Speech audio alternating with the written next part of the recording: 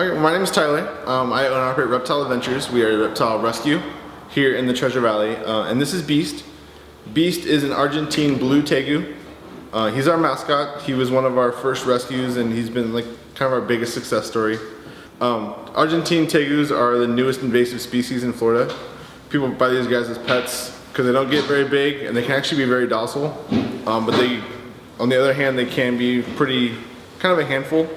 At the same time, these guys in the wild they eat things like baby anaconda and piranha, all the way down to like bananas and bell peppers. But he is, when we first got him, he was about this long with his tail. He used to tail whip us, poop everywhere, bite us. He was kind of a pain. But I kind of took him everywhere I went, took him to the store, took him on road trips, and he just kind of one day woke up in a good mood, and I've been kind of taking advantage of him ever since. But yeah, he's amazing. A lot of people know him by name. He even has his own Facebook page. From the day I was born, I had a dog, and she got put to sleep, like, you know, dogs do. And I wanted a new pet, and it was too soon for a dog, and I saw a ball python at a Petco or some pet store, and I fell in love with it, and I wanted one ever since. My dad's friend had a corn snake that wasn't being kept properly, so he asked me if I wanted it. I said, of course. And since that day, I've had some kind of snake with me at all times. I've worked at reptile zoos, reptile pet stores, stuff like that while I lived in California. I met a person there who kind of got me involved in rescues, and that's been kind of like my, I guess, mission ever since. I've seen a lot of reptiles that need homes, that need somewhere to be. They're very misunderstood, and they just kind of need more voices out there. So that's kind of what we do. Now, if she were in the wild, she could eat anything as small as a mouse up to a small deer, which is why her head is over here. We were out doing a kids fair in Idaho Falls, and a gentleman called us and said he had a lizard he had to get rid of because he wanted a fish tank. His wife said he had to get rid of the lizard to get the fish tank, so he gave up the lizard. Luckily enough, we were out there, and she's part of a lot of endangered species lists. She's kind of on the border of vulnerable and endangered, so it's really cool that we were just kind of out there to get her.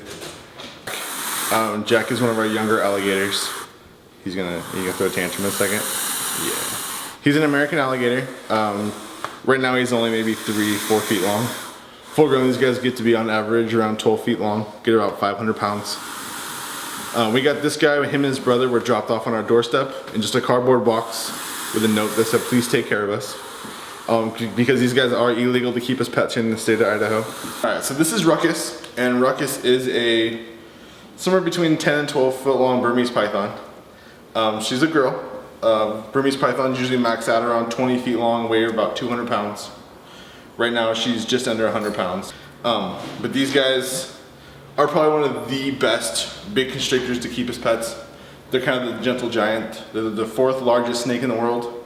But people buy these guys as pets, or buy these guys as babies.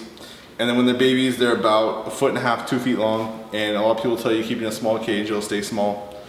That's so false. People out in Florida or that kind of area down south, even on the East Coast and even the Midwest, they got too big and people don't think to go to zoos or rescues or that kind of thing. And they just release them into the wild. And these guys are formidable predators or formidable hunters, and they will kind of completely disrupt the ecosystem. If you do see something in the wild, call either us or Fish and Game or Animal Control, depending on what the animal is, and let us deal with it. Whereas as far as we know how to handle it properly rather than just kind of pass it along and stress it out even more. If you see like a turtle on the road or something, that kind of thing, and it's that kind of emergency, just kind of shoot off the road with your foot. There is a possibility of it being a snapping turtle. We do have snapping turtles here in Idaho. They are invasive as well, but just kind of push them off to the side of the road just so cars don't use them for a speed bump.